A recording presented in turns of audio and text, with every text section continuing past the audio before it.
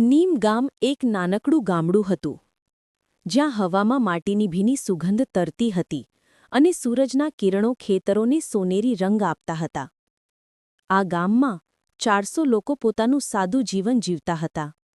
અહીં જ રહેતો હતો ભરીશ, એક 14 વર્ષનો છોકરો જેના ચહેરા પર માસૂમિયત હતી અને આંખોમાં અસંખ્ય સપના ઝળહળતા હતા. ભરીશ અનાથ હતો. તેના માતાપિતા બાળપણમાં જ આ દુનિયાને અલવિદા કહી ગયા હતા. તેનો એકમાત્ર સહારો તેની દાદી હતી, જે પોતાના નબળા હાડકાં અને હૂંફાળા હૃદયથી ભરીશને સાચવતી હતી. તેમની નાનકડી ઝૂંપડીમાં માત્ર પ્રેમ અને સાદગીનો જ વાસ હતો. દાદીની વાર્તાઓ અને તેમના હાથનું બનાવેલું ભોજન ભરીશની દુનિયાનો સૌથી કિંમતી ખજાનો હતો. એક સુખદ સવારે, જ્યારે સૂરજે હજી હમણાં જ પોતાના કિરણો ખેતરો પર વેર્યા હતા, ભરીશ પાવડો લઈને પોતાના ખેતરમાં કામ કરી રહ્યો હતો. તેનો પાવડો અચાનક કોઈ સખત વસ્તુ સાથે અથડાયો. તેણે માટી હટાવી તો એક બોટલ જોવા મળી, જે સૂરજના પ્રકાશમાં આગની જેમ ચમકી રહી હતી. આ કોઈ સાધારણ બોટલ ન હતી. તેનો રંગ સોનેરી હતો, જેના પર જટિલ નકશીકામ કોતરેલું હતું, જાણે કોઈ પ્રાચીન કારીગરે પોતાનો આત્મા તેમાં રેડી દીધો હોય. બોટલની સપાટી પર ધૂળના થર જામ્યા હતા, પરંતુ તેની ચમક એટલી તેજ હતી કે ભરીશની આંખો અંજાઈ ગઈ. તેણે જિજ્ઞાસા અને ડરના મિશ્રિત ભાવ સાથે બોટલને ઉઠાવી. જેવું તેણે તેને સ્પર્શ કર્યો, એક વિચિત્ર ધ્રુજારી તેના શરીરમાં દોડી ગઈ, જાણે કોઈ અદૃશ્ય શક્તિ તેને કંઈ કહેવા માંગતી હોય. ભરીશે બોટલને ઘરે લઈ જઈને પોતાની દાદીને બતાવવાનું વિચાર્યું, પણ તેની જિજ્ઞાસાએ તેને રોકી લીધો. તેણે એક કપડું લીધું અને બોટલને સાફ કરવા લાગ્યો. જેવો તેણે બોટલને ઘસી, એક ઝાંખો ધુમાડો બહાર નીકળ્યો. ધુમાડો હવામાં તરતો તરતો એક આકૃતિમાં બદલાઈ ગયો.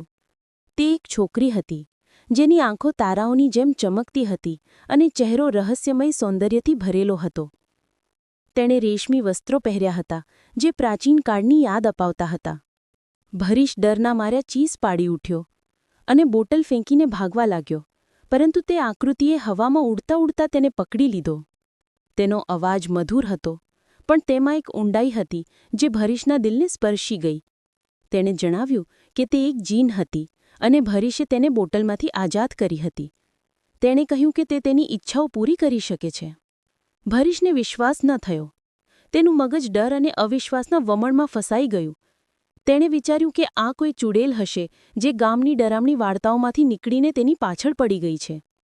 તેણે ધ્રુજતા અવાજે કહ્યું કે જો તે ખરેખર એટલી શક્તિશાળી હોય તો તેની દાદીને ગાયબ કરીને બતાવે. જીને સ્મિત કરીને પોતાની આંગળીઓ ચટકારી. બીજી જ પળે રસોડામાં રસોઈ બનાવી રહેલી દાદી ગાયબ થઈ ગઈ. ભરીશ રસોડા તરફ દોટ લગાવી, પણ ત્યાં માત્ર અધકચરો ખોરાક અને ખાલી વાસણો હતા. તેનું હૃદય જોરજોરથી ધબકવા લાગ્યું. તેણે જીન તરફ જોયું અને પૂછ્યું કે શું તે તેની દરેક ઈચ્છા પૂરી કરી શકે છે. જીને હા ભરી. તેની આંખોમાં એક વિચિત્ર ચમક હતી. ભરીશે તરત કહ્યું કે તે તેની દાદીને પાછી લાવે. જીને ફરીથી આંગળીઓ ચટકાડી, પણ કંઈ ન થયું. તેણે આશ્ચર્યથી પોતાની જાદુઈ કિતાબ ખોલી, જેમાં પ્રાચીન મંત્રો અને નિયમો લખ્યા હતા.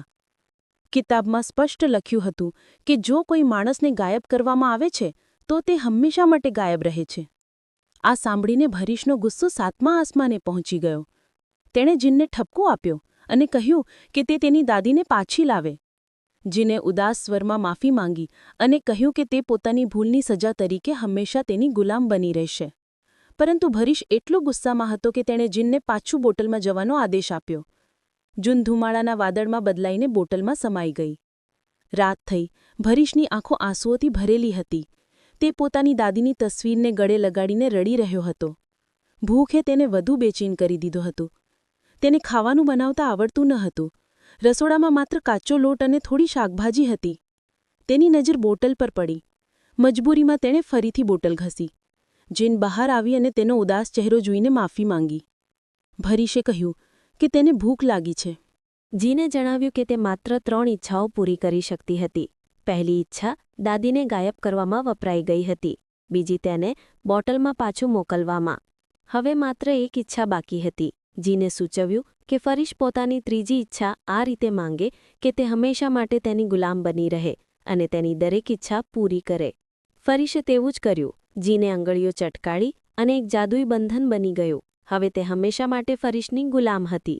ફરીશે ફરીથી ભૂખની વાત કરી અને જીને એક શાનદાર ભોજન ટેબલ પર સજાવી દીધું. ખોરાક ખાતા ખાતા ફરીશે પૂછ્યું કે તેનું નામ શું છે અને તે આ બોટલમાં કેવી રીતે આવી.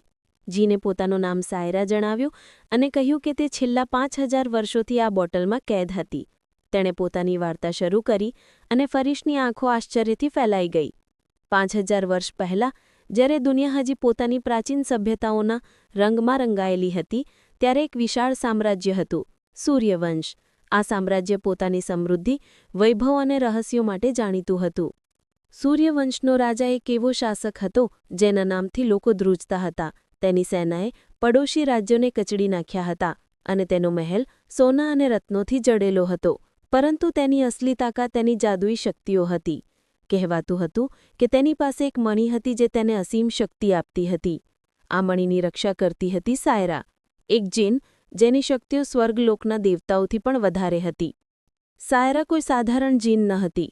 તે એક પ્રાચીન આત્મા હતી જેને સ્વર્ગના દેવતાઓએ બનાવી હતી. તેની શક્તિઓ એટલી પ્રબળ હતી કે તે સમયને વાળી શકતી હતી, પહાડોને હલાવી શકતી હતી અને આકાશને પોતાના ઇશારાઓ પર નચાવી શકતી હતી. પરંતુ સાયરાની એક નબળાઈ હતી. તે માણસો પ્રત્યે દયા રાખતી હતી. તેનું દિલ તે લોકો માટે ધબકતું હતું જે અન્યાયનો ભોગ બનતા હતા. સૂર્યવંશના રાજાએ સાયરાની આ નબળાઈનો ફાયદો ઉઠાવ્યો. તેણે એક પ્રાચીન જાદુગરને બોલાવ્યો જેને સૂર્યવંશના રહસ્યોનું ઊંડું જ્ઞાન હતું. આ જાદુગરે એક બોટલ બનાવી જેના નકશીકામમાં જાદુઈ મંત્રો કોતરેલા હતા. આ બોટલ સાયરાને કેદ કરવા માટે બનાવવામાં આવી હતી.